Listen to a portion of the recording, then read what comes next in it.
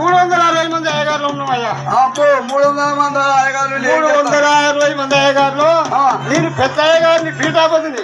అమ్మో ఇప్పుడు పీఠాపతి వా నువ్వు? అవును. ఎక్కడ పిలిచిరు? ఎక్కడ ఏ పూజ చేసినావు నాయన? ఏ పూజ అంటావా? నేను ఎక్కడ ఉన్నప్పుడు నేనప్పుడు ఈ యొక్క లగ్గం పెట్టినప్పుడు నేను లేనయ్యా. నేను ఎక్కడ నల్గొండ జిల్లా నాగులపాటి తాలూకా. నల్గొండ జిల్లా నాగులపాటి తాలూకా. ఆ యొక్క ఎక్కడనగా తాటికొండ వీధికొండ పల్లగుట్ట రాగాల నుంచి వస్తున్నా నేను. ఇక్కడ కాదు.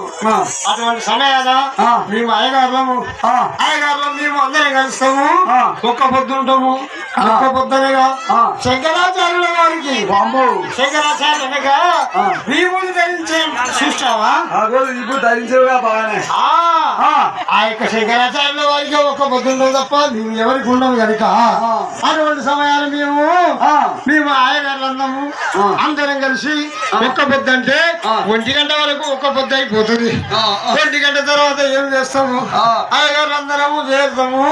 చేరి 1 కాదు 2 కాదు 11 మంది అయ్యగారులు 11 తీసుకుంటాము.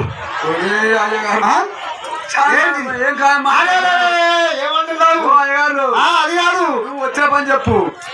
నిన్ను పిలిచేందుకు మాణిక్షాదేవి నేను సొక్కి కూర్చున్నారు. వీళ్ళిద్దరికి వివాహం చేయాలి. ఎప్పుడు పెళ్లి ఎప్పుడు? అది చెప్తాను కానీ అదే కాదు కనుక అదే కాదు నేను చెప్పేది. అది సురాపానికం అంటారు.